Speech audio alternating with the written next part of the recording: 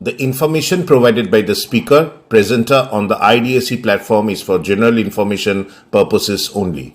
All information is provided in good faith. However, we make no representation or warranty of any kind, express or implied, regarding the accuracy, adequacy, validity, reliability, availability, or completeness of this information.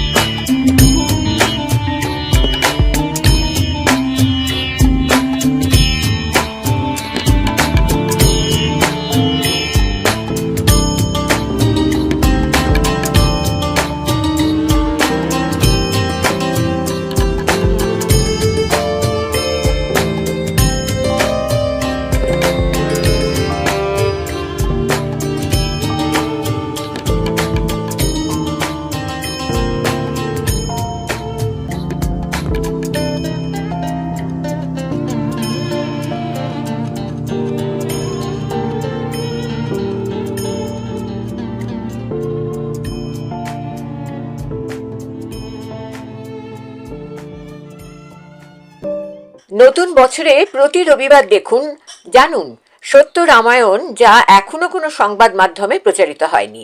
একসময় এই সত্য রামায়ণ আদালতের নির্দেশে নিষিদ্ধ ঘোষিত হয়েছিল, পরে সে নির্দেশ উঠে যায়। কেন?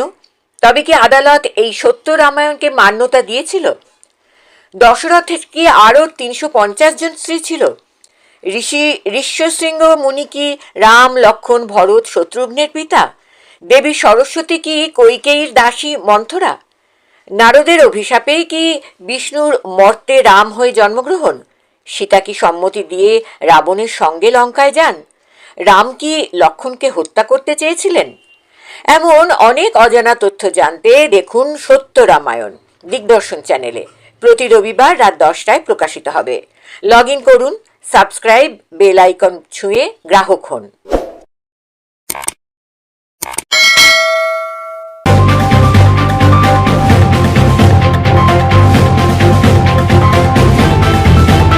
রংহীন সংবাদ আর অজানা তথ্যের জন্য দেখুন দিগদর্শন, 10-এর পাশে, দেশের সাথে।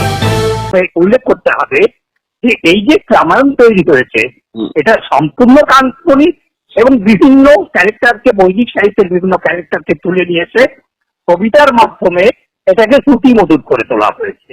এবং এতগুলো রামায়ণ তৈরি হওয়ার পিছনে একটা কারণ, এগুলো যেহেতু জৈনরা নিজের ভাষায় কথা, তখন তো আর বই হতো না, নিজেরা এটাকে নিজের মতো করে বলতো, বৈদিক ব্রাহ্মণরা নিজের মতো করে বলতো, তারপরে জাতক ব্রাহ্মণ মানে ওরা নিজের মতো করে বলতো, এইগুলা আলাদা আলাদা করে বলতো।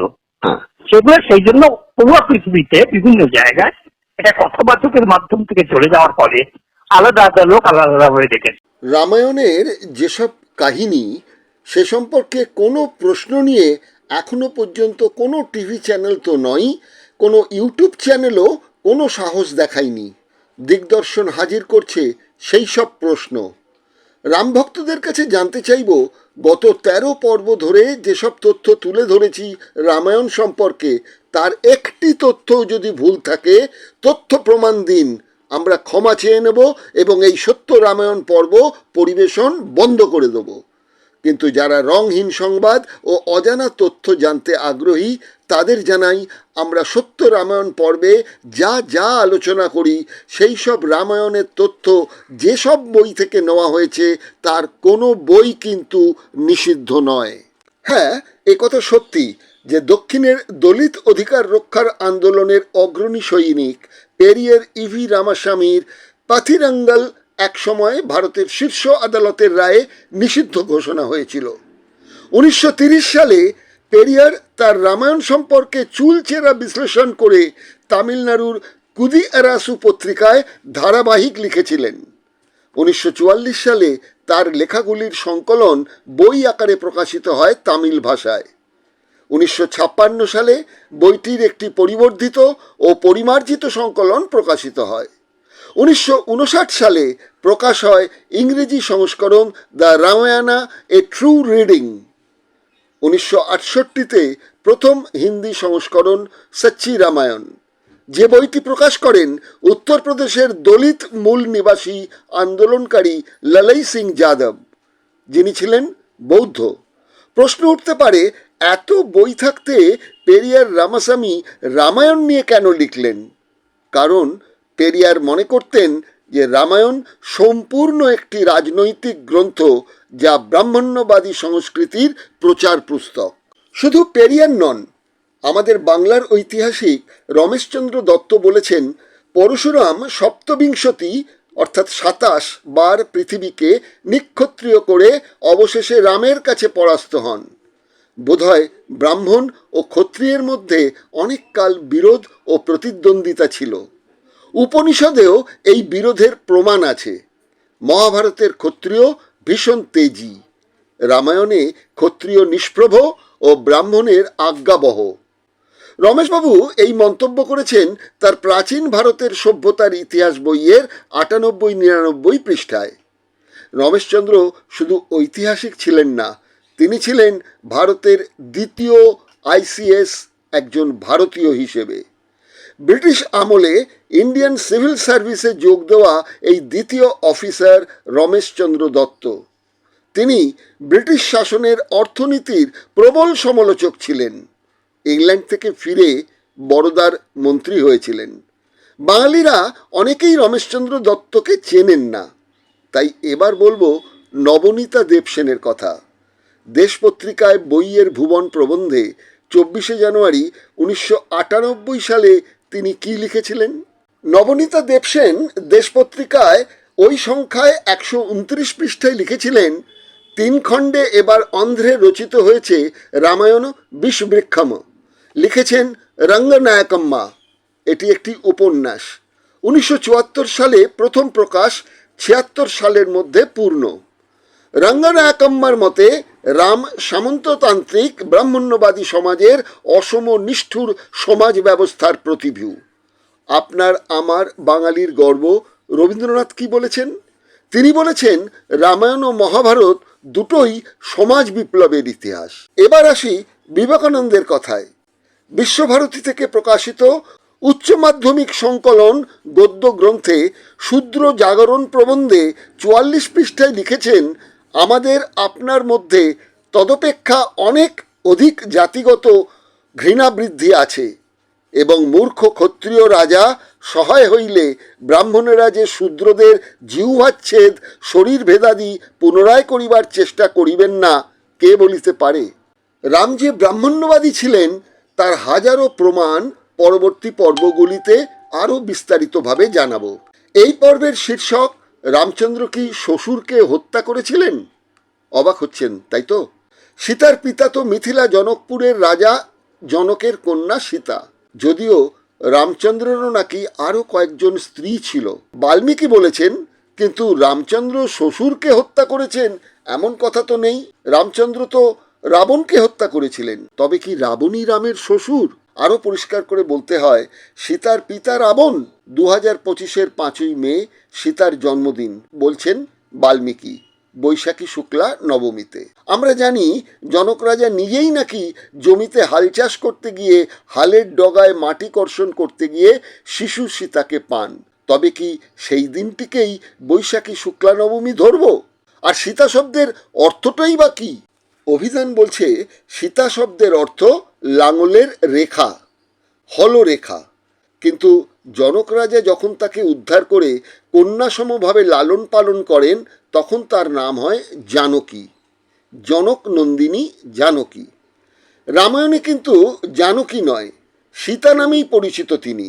অর্থাৎ প্রতি মুহূর্তে স্বীকার করা হয়েছে জানকীরাজ শিরোদ্ধত ছিলেন সীতার পালক পিতা, ঔরসজাত সন্তান নন। তবে কি সীতার ঔরসজাত পিতা কে? বাল্মীকি রামায়ণ বহু চরিত্রের বিশ্লেষিত হয়েছে, কিন্তু কোনো অজ্ঞাত কারণে সীতার ঔরসজাত পিতা সম্পর্কে নীরব থেকেছেন বাল্মীকি। তাহলে সীতার ঔরসজাত পিতা কে, একথা বলতে গিয়ে বলতে হয় যে তিনি কি দৈব আশীর্বাদ, ওই যেমনটা যীশু খ্রিস্টকে বলা হয়, কৃষ্ণের ক্ষেত্রেও বলা হয়। কিন্তু সীতা সম্পর্কে বাল্মীকি এত নীরব ছিলেন কেন? কেনই বা নীরব তুলসীদাস? কেনই বা নীরব কৃত্তিবাস? কৃত্তিবাস তো অনেক কাহিনী চরিত্র সংযোজন করেছেন তার রামায়ণে। সীতার ব্যাপারে নীরব কেন? নজরুলের ভাষায় কি বলতে পারি, ফুলের জলসায় নীরব কেন কবি? বাঙালির ইতিহাস দ্বিতীয় খণ্ড গ্রন্থেতে ঐতিহাসিক নিহারঞ্জন রায় স্পষ্টতই তো আবার ৩৭০ নম্বর পৃষ্ঠায় লিখেছেন, কৃত্তিবাস পঞ্চদশ শতাব্দী সর্বপ্রথম বাংলা ভাষায় রামায়ণ রচনা করেন। কৃত্তিবাসের রামায়ণ বিপুলভাবে প্রচার লাভ করিবার ফলে লোক মুখে এত পরিবর্তিত হইয়াছে এবং তাহাতে এত প্রক্ষিপ্ত অংশ প্রবেশ করিয়াছে যে কৃত্তিবাস রচিত মূল রামায়ণের বিশেষ কিছুই আজ বর্তমান প্রচলিত কৃত্তিবাস রামায়ণের মধ্যে অবশিষ্ট নাই। পৃষ্ঠা নম্বর ৩৬৫ থেকে ৩৬৬। তিনি কৃত্তিবাস বাল্মীকির রামায়ণকে অবিকলভাবে অনুসরণ করেন নাই, একথা বলেছেন ৩৭০ নম্বর পৃষ্ঠাতে। ইভি রামাস্বামী বাল্মীকি রামায়ণ সহ প্রায় ৩০০ রামায়ণ গবেষণা করে যে সত্য রামায়ণ লিখেছেন, সেখানে তিনি সীতা সম্পর্কে যা যা বর্ণনা করেছেন তা অনুবাদক লেখক রঞ্জিত মিস্ত্রি তার রামায়ণ এক সত্যের উন্মোচন গ্রন্থে ৬২ নম্বর পৃষ্ঠায় উল্লেখ করেছেন। তার কয়েকটি উল্লেখ করলাম। ১. সীতা বলছেন, আমাকে জমির ধুলায় পাওয়া গেছে, এই কারণে আমার বয়স বাড়লেও পাত্র মেলা ভার হয়ে গিয়েছিল। ২. বিয়ের পর সীতা রামের চরিত্র সম্পর্কে অবগত হয়ে বলেছেন, তুমি দেখতেই একজন পুরুষের মতো, তোমার মধ্যে পুরুষত্বের অভাব আছে। বাল্মীকি রামায়ণে রয়েছে আরও বিস্ফোরক মন্তব্য। সীতাকে যখন অযোধ্যায় রেখে রাম বনবাসে যাওয়ার সিদ্ধান্ত নেন, তখন সীতা বলেন তিনি সঙ্গে যাবেন, কিন্তু রাম রাজি হন না। তখন সীতা বলেন, তুমি মেয়েদের নিয়ে ব্যবসা করা ব্যক্তির চেয়েও নিম্নমানের, যে নিজের স্ত্রীকে ভাড়ায় রেখে উপার্জন করে। তুমি আমাকে বেশ্যাবৃত্তি করিয়ে তার থেকে কি উপার্জন করতে চাও? রামায়ণে সীতা কিন্তু সিংহভাগ ঘটনায় অনুপস্থিত, কারণ সীতা তো বন্দী ছিলেন রাবণের কাছে। তবুও এই সীতা সম্পর্কে কিন্তু একটি পর্বে আলোচনা শেষ করা সম্ভব নয়, তাই ১৫ নম্বর পর্বেও আমরা সীতা প্রসঙ্গে থাকব। চলুন সরাসরি এই ১৪তম পর্বে সত্য রামায়ণ একটি সত্যের উন্মোচন গ্রন্থের লেখক অনুবাদক রঞ্জিত মিস্ত্রির সঙ্গে সরাসরি ফোনে জানব পেরিয়ারের দৃষ্টিতে সীতা। নমস্কার। নমস্কার রঞ্জিত বাবু, আপনার কাছে আবার দ্বারস্থ হলাম, কেননা সত্য রামায়ণের ১৪তম পর্ব এবার আমরা প্রকাশ করতে যাচ্ছি। আচ্ছা,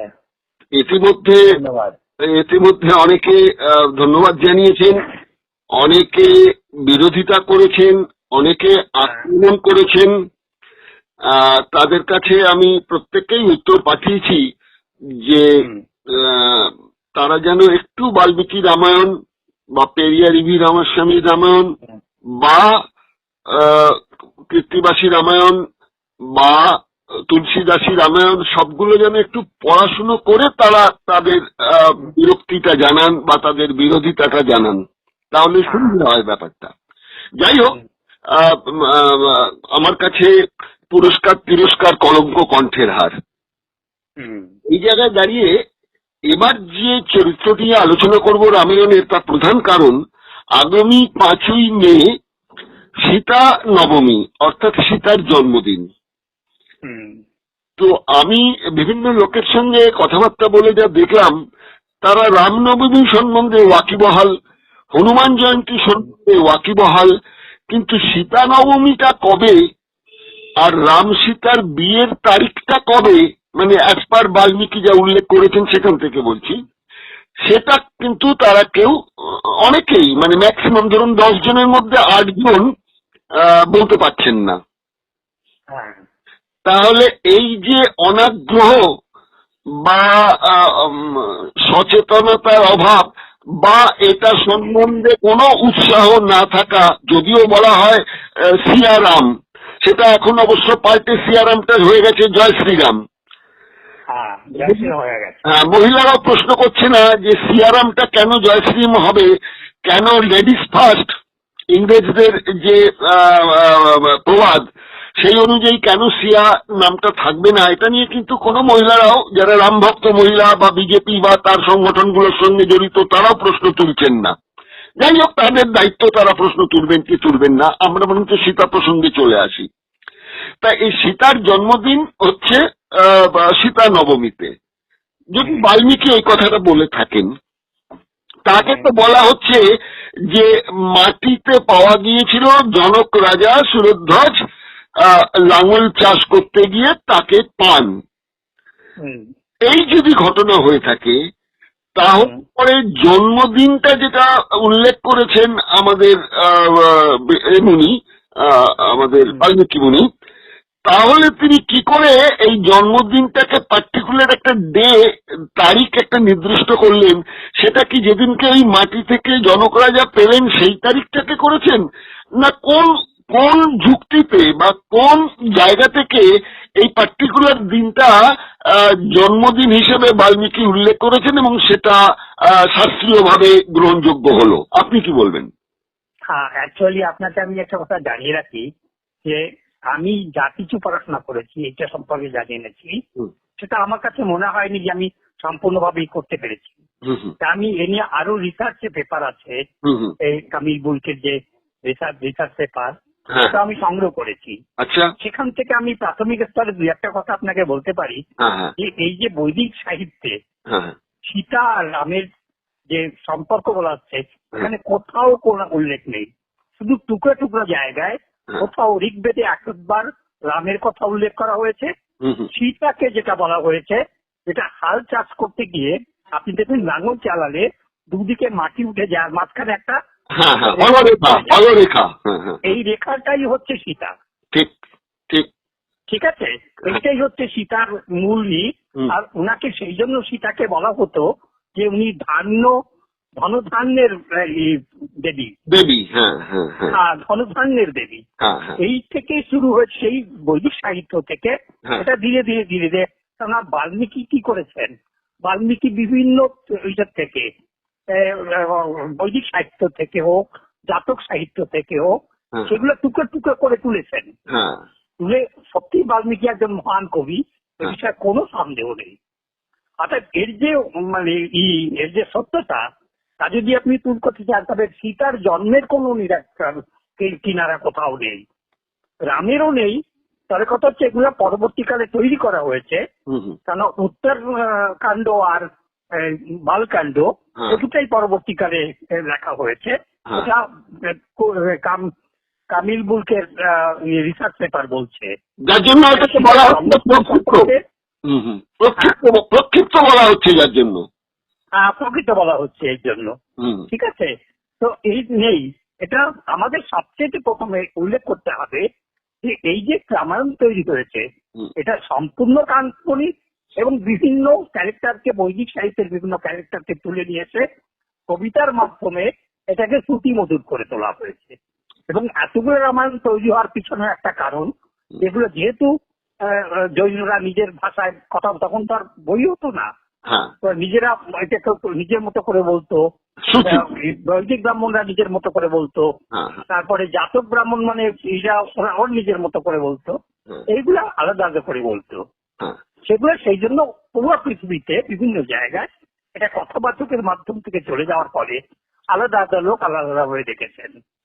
আচ্ছা, আরেকটা প্রশ্ন তো আমরা যুক্তির নিরিখে আরেকটা প্রশ্নও তো রাখতে পারি, সেটা হচ্ছে যে এই যে বাল্মীকিকে বলা হচ্ছে মূল রামায়ণের রচয়িতা, মূল রামায়ণের রচয়িতা বাল্মীকি, এরকম তো কোনো প্রামাণ্য নথি নেই, সবই তো ধরে নেওয়া হয়, বিশ্বাস, এছাড়া তো আর কিছু নয়। এটা একটা ভালো কথা বলেছেন, কেননা ব্রাহ্মণিক সোসাইটি, তাদের কাছে এই বাল্মীকি রামায়ণটা তাদের কাছে বেশি উপযোগী বলে মনে হয়েছে। এই জন্য সেটাকে তারা প্রাধান্য দিয়ে ওইটাকে বাল্মীকি রামায়ণটাকে সামনে নিয়ে আসা হয়েছে। তারা বিভিন্ন রামায়ণ যদি নিয়ে আসতো তবে এর যে মানে কাল্পনিকতা সেটা মানুষের কাছে প্রমাণ হয়ে যেত। যার ফলে সেটা না করে উনি ওইটা দেখেছেন। কিন্তু আপনি যদি সত্যিকারের দেখেন বাল্মীকি যেটা করেছেন সেখানে কিন্তু নারী অত্যাচার, সেখানে শূদ্রদের উপর অত্যাচার, সেখানে রাজার দাম্ভিকতা, সেখানে কৈকেয়ীর তেজস্বিনীতা, মানে নারী তেজস্বিনতা, এই সবগুলাই, তারপরে ধরুন সূর্যদেব মানে রাবণের যে তেজস্বিতা কিংবা বিদ্বান চিন্তা ভাবনা সবগুলো কিন্তু তুলে ধরেছেন। এগুলাকে বাইপাস করে এটাকে রামকে মানে এখানে বড় করা হয়েছে যেহেতু আর্য এসের বলে। এই জন্য আমার মনে হয়েছে, মানে যেটা আমি যতটুকু আমি জানতে পেরেছি, এখনো তো অধুর আমি যা শুরু করেছি, এরপরে আপনাকে আরো অনেক কিছু উত্তর আমি দিতে পারবো বলে আমি আশা করছি। আচ্ছা, সে তো আপনার গবেষণা চলছে এবং ক্রমশ প্রকাশ্য হবে, এই নিয়ে তো আলাদা করে ওইটা হচ্ছে আপনার সুবাদে। আমি এতটা গভীরে যাইনি, আপনি আমাকে বাধ্য করেছেন নিয়ে যেতে। ধন্যবাদ আপনাকে। আমরা এখন যে সীতা প্রসঙ্গে যেটা জানি, তাহলে একটা জায়গায় দেখতে পাচ্ছি যে রাবণকে যে হত্যা করেছেন রাম, সেটা এক অর্থে আমরা বলতে পারি যে রামচন্দ্র তার শ্বশুরকে হত্যা করেছেন। কেননা অদ্ভুত রামায়ণ বলছে যে সীতা হচ্ছেন রাবণ এবং মন্দোদরীর কন্যা। তো আছে তো। এখন এই কন্যা মানে দেখা যাচ্ছে যেটা, সেটা হচ্ছে যে এই যে একটা গল্প আছে সেটা হচ্ছে তো ওই রাবণের সঙ্গে যে মন্দোদরীর প্রায় 1 বছর কোনো যোগাযোগ ছিল না, কিন্তু তার কাছে একটা কলস রাখতে দিয়েছিলেন। সেই কলসে নাকি ছিল সেখানকার তপবনের মুনি ঋষিদের মন্ত্রপ্রুত কিছু জল। সেটা রেখেছিলেন রাবণ গচ্ছিত মন্দোদরীর কাছে। মন্দোদরী যখন দেখছিলেন যে রাবণ অন্যান্য স্ত্রী এবং নারীদের নিয়ে ব্যস্ত, তখন তিনি মনের দুঃখে ওই যেহেতু বিষ বলেছিলেন রাবণ, সেটা পান করেছিলেন মৃত্যু কামনা করে। কিন্তু ওটাতে তো কোনো বিষ ছিল না, তার বদলে যেটা হলো তিনি গর্ভবতী হয়ে পড়েছিলেন। কিন্তু এখানেও সেই লোকলজ্জার ভয় যে 1 বছর স্বামীর সঙ্গে যখন কোনো সংযোগ নেই, সুতরাং গর্ভবতী হয়ে পড়লে মানুষ সন্দেহ করবে লঙ্কার জনগণ, সুতরাং সেই বাচ্চাটিকে নিয়ে গিয়ে তিনি মাটিতে দিয়ে এলেন। বেশ কথা পর্যন্ত একটা লজিক্যাল জায়গাটা আমরা মেনে নিলাম, কিন্তু এখানে লজিক্যাল একটা আছে মন্ত্রপ্রুত জল, সেটা লজিক নেই, সেটা বাদ দিচ্ছি, এটাও বাদ দিচ্ছি। কিন্তু এই যে জন্মস্থান নিয়ে কথা হচ্ছে, বিহারের মানুষ মনে করেন যে সীতামারি বলে যে জায়গাটা রয়েছে বিহারে, সেখানেতে জন্ম মানে মাটির থেকে রাজা জনক তাকে খুঁজে পেয়েছিলেন। আবার নেপালের মানুষ মনে করেন তাদের দেশে যে জনকপুরা বলে জায়গা আছে, সেই জনকপুরার ওখানকার যিনি রাজা মানে মিথিলার রাজা, তার নেপাল পর্যন্ত বিস্তৃতি ছিল সাম্রাজ্য, সেখানে তিনি খুঁজে পেয়েছিলেন। তাহলে কোনটাকে আমরা মানব? এই বিহারের সীতামারি এলাকাটাকে জন্মস্থান বলবো না নেপালের জনকপুরাটাকে বলবো? মানে জন্মস্থান নিয়েও তো একটা বিতর্ক রয়ে গেছে। সে ব্যাপারে আপনাকে আমি একটা তথ্য দিচ্ছি। জাতক রামায়ণে জাতক বিষয় যেটা আছে দশরথ জাতকে, সেখানে বলা হচ্ছে সীতা, রাম আর লক্ষণ এরা ভাই বোন ছিলেন। হ্যাঁ, তাই তো, রাজার সন্তান ছিলেন। তো প্রথম স্ত্রী পুত্র হচ্ছে রাম, দ্বিতীয় স্ত্রীর পুত্র হচ্ছে তার লক্ষণ, এটা দেখানো হয়েছে ওখানে। এবং যখন দ্বিতীয় স্ত্রী বেঁচে আছে, সে বলছে আমার ছেলেকে রাজা করতে হবে। রাজা দেখলো, দশরথ দেখলো যে এ তো আমার বিপদ হয়ে যাবে, এরা মারামারি করে মরে যাবে। তখন ডাকলো, জ্যোতিষীকে ডাকলো, ডেকে বললেন যে আপনি এক কাজ করুন, আমি কত বছর বাঁচবো তাই বলুন। ওনার গণগণনা করে দেখলো যে ম্যাক্সিমাম আপনি 12 বছর বাঁচতে পারেন। তখন কি করলো, ছেলে মেয়েদের ডেকে বললো যে তোমরা হিমালয় পর্বতে চলে যাও, 12 বছর তোমাদের বমন থাকবে, 12 বছর পরে তোমরা এসে এ করবে। উনি দশরথ যে মারা গেলেন, এটা একেবারে তথ্য বলছি আমি, দশরথ যখন মারা গেলেন তখন 10 বছর হয়েছে।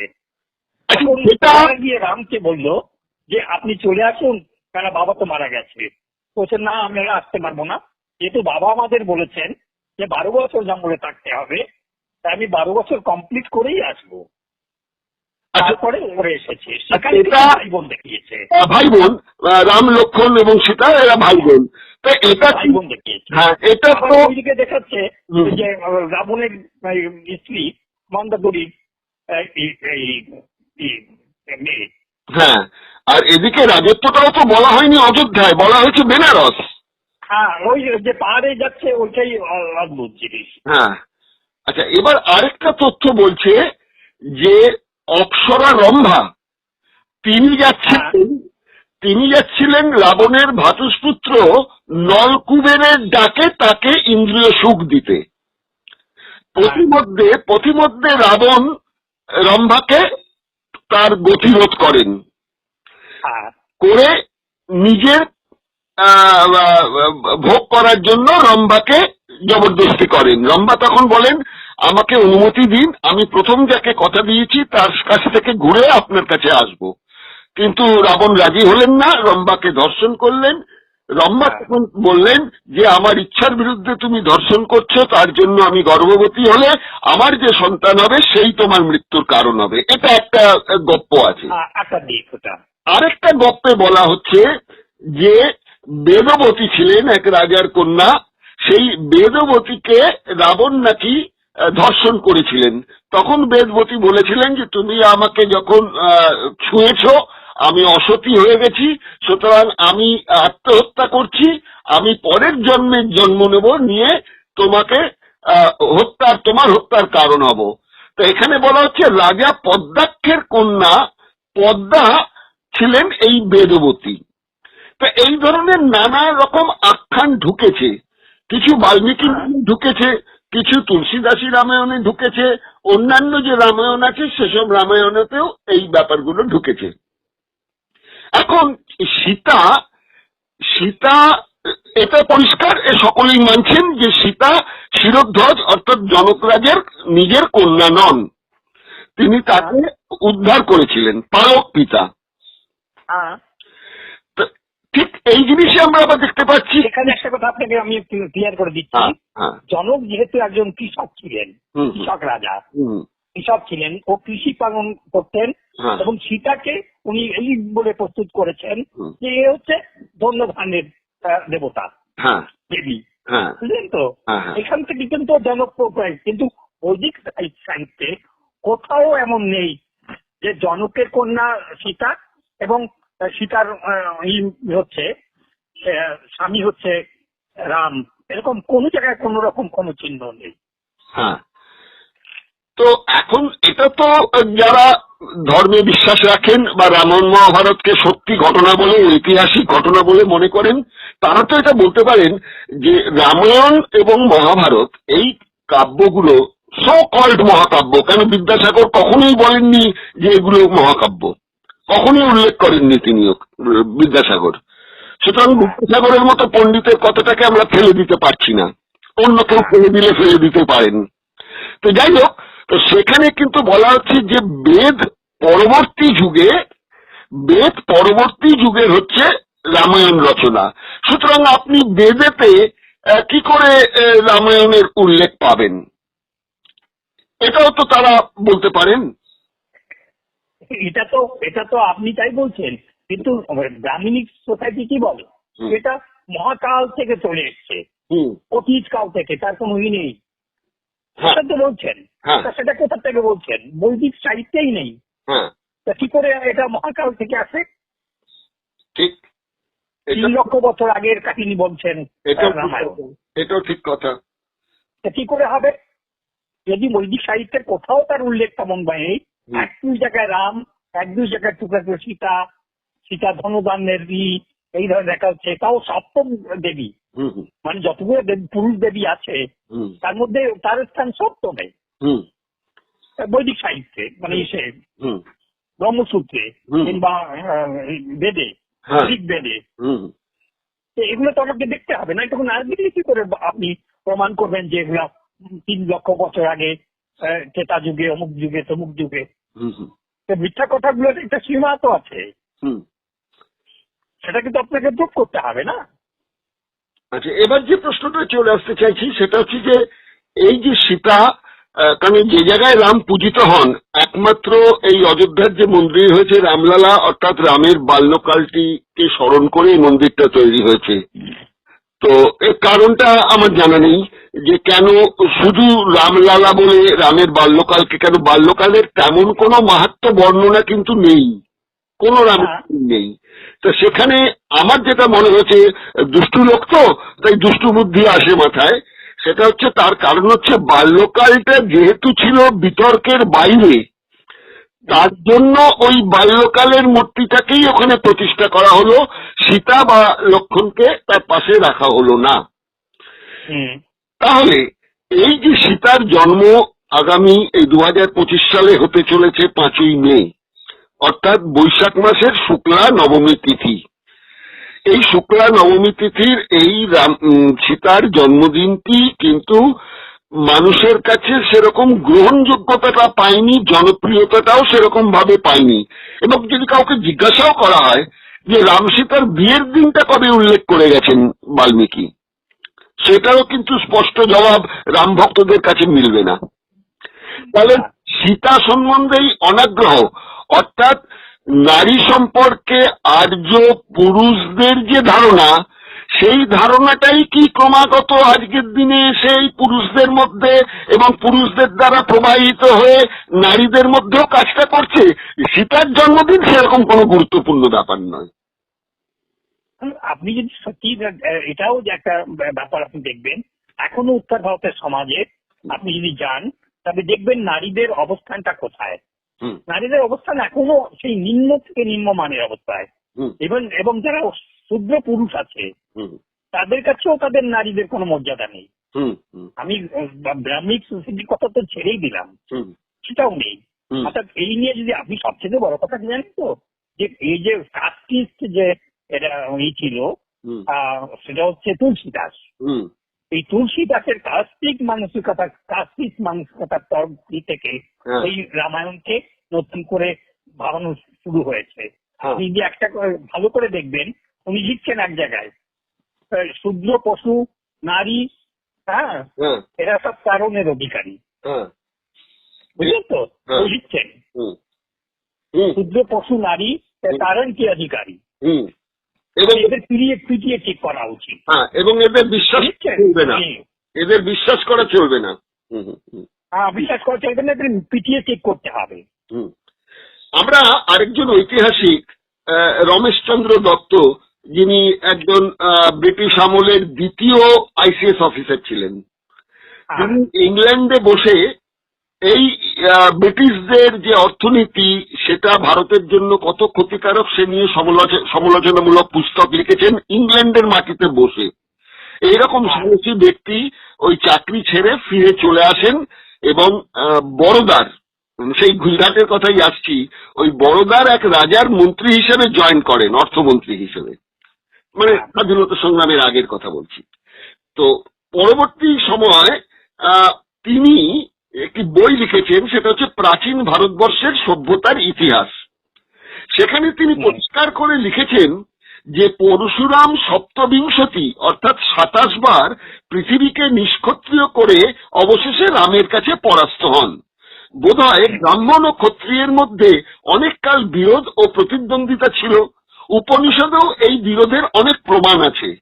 তাহলে মহাভারতের ক্ষত্রিয়রা কিন্তু ভীষণ তেজি, রামায়ণে ক্ষত্রিয়রা নিষ্প্রভ ও ব্রাহ্মণের আজ্ঞাবহ।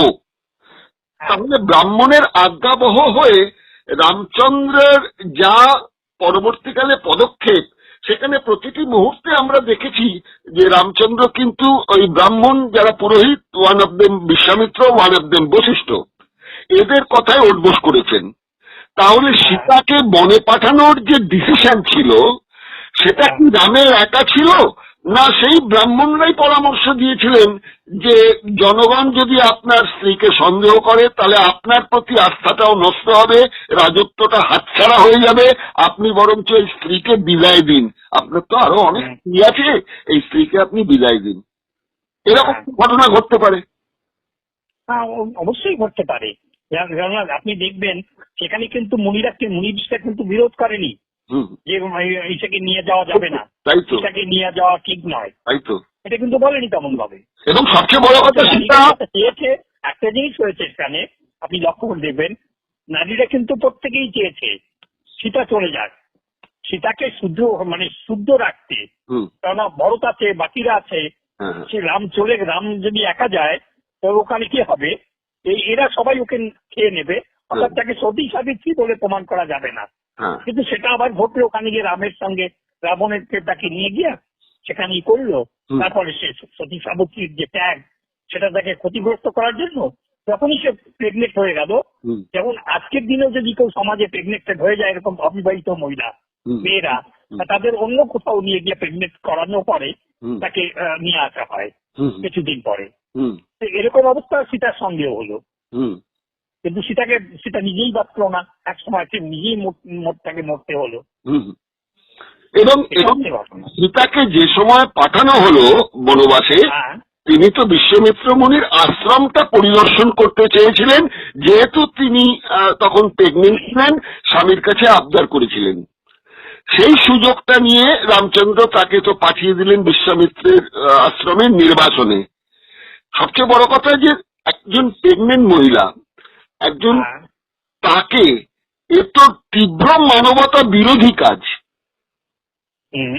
সেই কাজটা করেছেন। এবং সীতা বুঝতে পেরেছেন আশ্রমে গিয়ে লক্ষণের মুখে যখন শুনলেন যে বেড়াতে নিয়ে আসা হয়নি, তাকে এখানে রেখে যাওয়া হচ্ছে। এ সম্পর্কে নৃসিংহপ্রসাদ ভাদুরী তার যে বক্তব্য সীতা সম্পর্কে, সেখানে এগুলো উল্লেখ করেছেন। যে সেখানেও বলা হচ্ছে যে সীতা এতদিন বলে আসতো রামকে আর্যপুত্র বলে, এক্ষেত্রে কিন্তু আর্যপুত্র বলেননি, এক্ষেত্রে বলেছেন রাজা।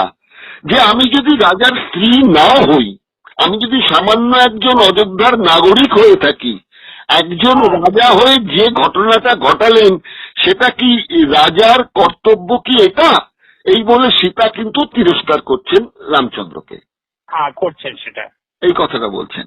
এবং আমরা ঘটনাক্রমেও দেখতে পেয়েছি অনেক জায়গায় সীতা কিন্তু রাম সম্বন্ধে খুব যে উচ্চাসা পোষণ করতেন তা নয়।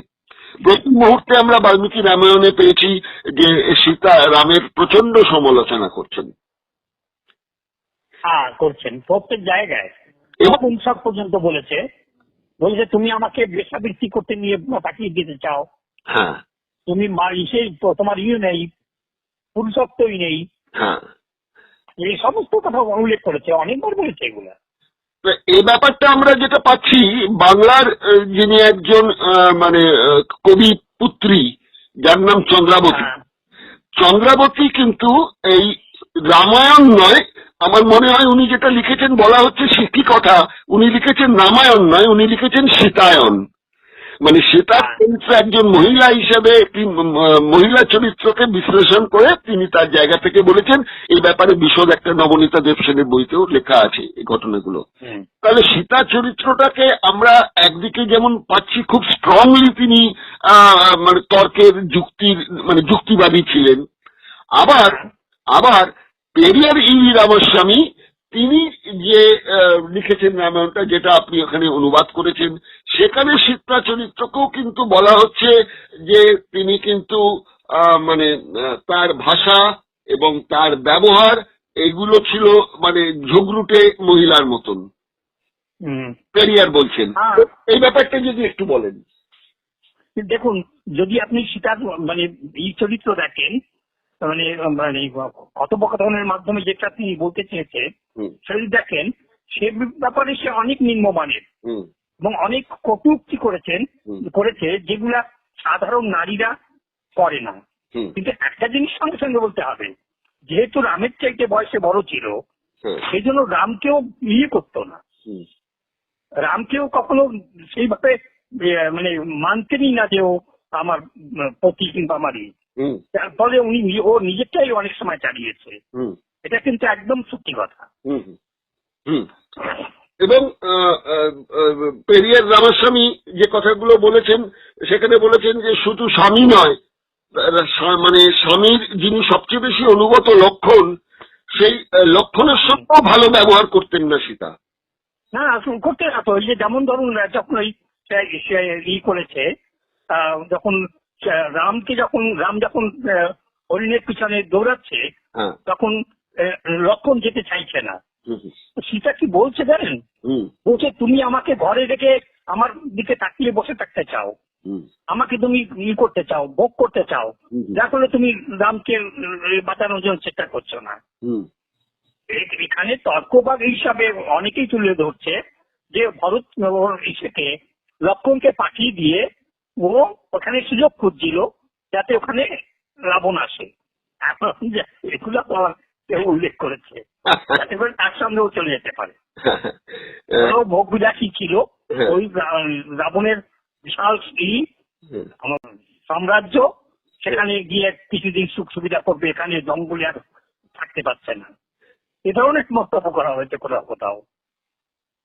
আচ্ছা, তো এই সীতা চরিত্রটি নিয়ে আজকে এই অল্প সময়ের পরিপ্রেক্ষিতে একটি পর্বে হবে না, আমরা আগামী পর্বেও একটু সীতা প্রসঙ্গে থাকবো, এবং সীতা প্রসঙ্গের পাশে পাশে আমরা আসবো আরেকটি উল্লেখযোগ্য চরিত্র, সেটা হচ্ছে হনুমান।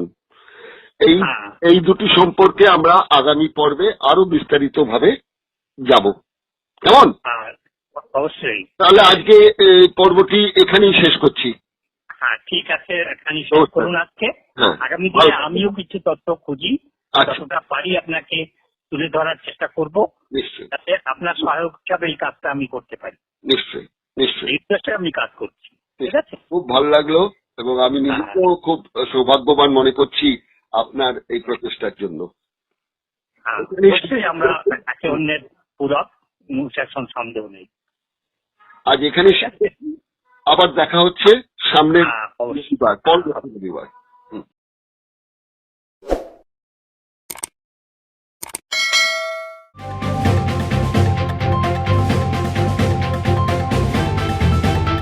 রংহীন সংবাদ আর অজানা তথ্যের জন্য দেখুন দিগদর্শন, 10-এর পাশে, দেশের সাথে।